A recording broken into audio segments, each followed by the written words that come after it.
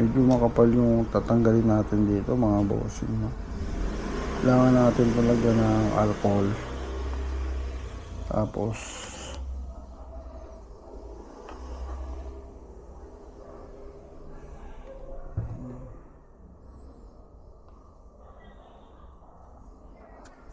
yung mga boss, ako sa matatanggal yan. Bali yung alcohol natin mga bossing, ito yung ginagamit ko, almost 100% na.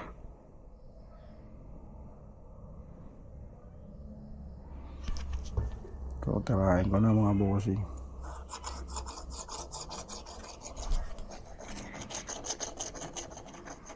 Ito gamit ko pala mga boss, ayan, makapal talaga siya.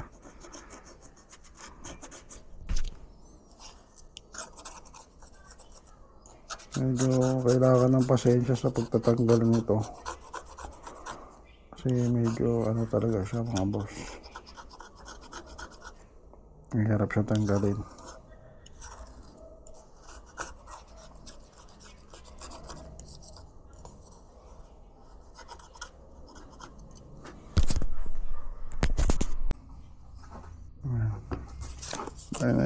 Ito yung final touch natin mga bossing, no? Papel, bond paper, para matanggal lahat ng mga dumi. Mga bossing yan, mga gilid-gilid na yan, kailangan matanggal natin yan. Tapos pag wala na yan, pwede na natin lagyan ng polarizer. So ito ilalagay natin mga bossing. Bale request ni customer back to all weather pala, yung katulad ng R15 kasi MT15 yung panel niya eh. So okay na. Bale yan mga bossing, no? Sobrang kinis na yan. Dapat walang may iwan dyan na konting alikabok o dumi.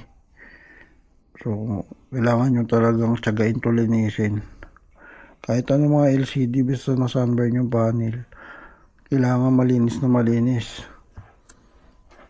So ikakabit na natin yung polarizer film natin mga bossing, no?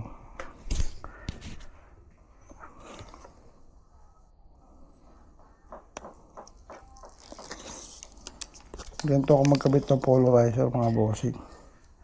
Uno kayo sa may dulo. Kanya-kanya po yan ang diskarte, pero ito yung nakasanayan ko. Ginaganyan ko muna yung dulo. Yan. Tapos kailangan nyo ng scraper. Ito yung gamit ko. Tagal na to sa akin. Hindi ko pa nagpapalitan to. So hagurin nyo ng medyo may diin, pero wag sobrang diin. Kasi baka mamaya mabasag yung LCD mga boss.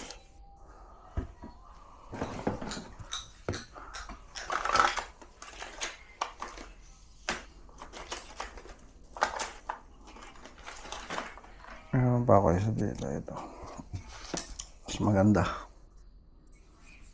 Yan mga bossing.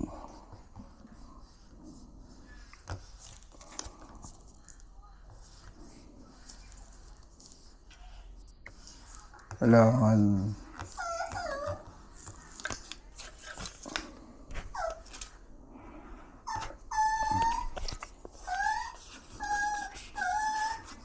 tapos na mga bossing.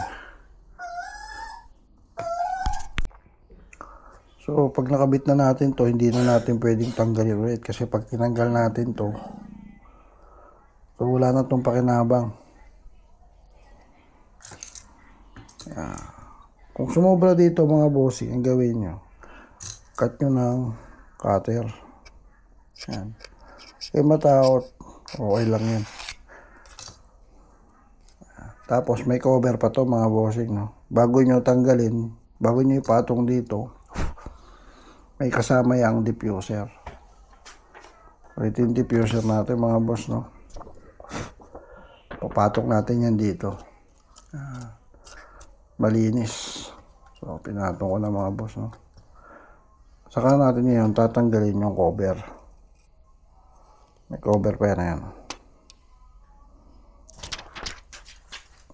After nyan, kabit na natin. So ito hindi ito basic mga bossing. Okay na. So balikan na. Hinang na uli.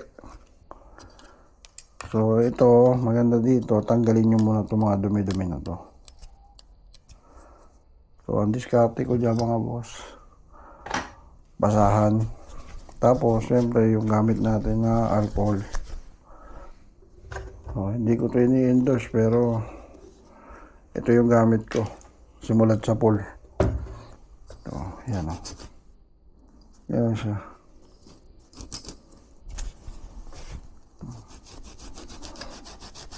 Ayan mga bossing. Patasayin nyo. Ayan. Punasan nyo lang para pag nagbilat yung hinang, smooth.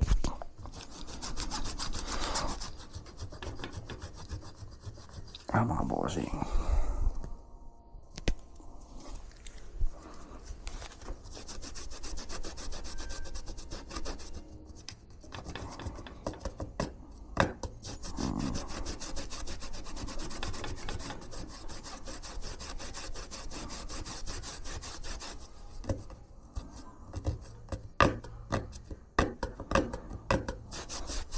Yan na.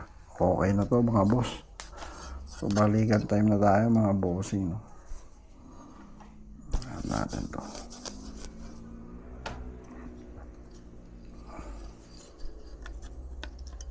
Sa pagbabalik naman bossing, kailangan sure kayo na nakapasok na lahat. Kasi pag may baluktot dito at pinilit nyo, babali ito. Kung nangyayari niya, magkakaroon ng dead pixel. So ibalik nyo muna yung dalawang tornilyo mga boss, no? Kasi pag di nyo binalik to, pag naghinang kayo, kakaroon ng problema, mape-pressure yung LCD.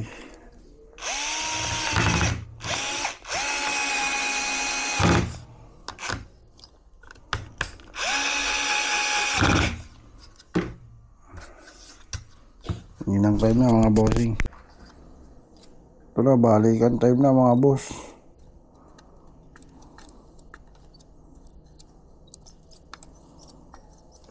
Full tutorial tayo, lalagay ko sa YouTube mga bossing, no?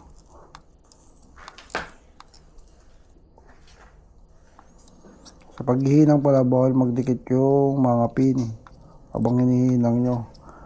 Kakaroon kasi ng contact sa ibang display nya pag may nagdikit dito. Dali maiwasan yung dikit. Basta linawan nyo lang yung pagtingin nyo dito sa panel para di kayo magkaroon ng dikit-dikit na ano. So ayan siya, no? Sobrang smooth. Yan na mga bossing. So pailawin ko na.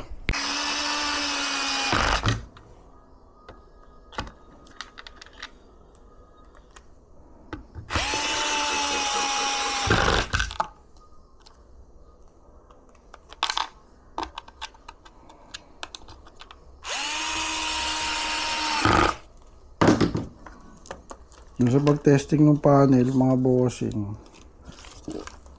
pwede nyo rekta na lang sa motor nyo. Dahil wala dito yung motor ng customer namin, siyempre DIY na lang tayo.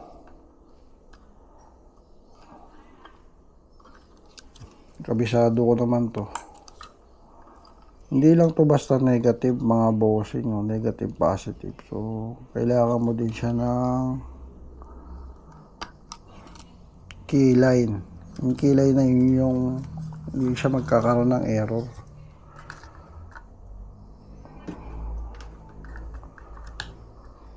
Ayan na mga bossing, tapos na. Ayan na. Sobrang linaw niya mga bossing. Pag may keyline ka, ito yung simulator. Dati may benta kami nito kaso wala nang stock. So, ito siya. Kaya natin kontrolin yung speed. Alright. Customized gauge.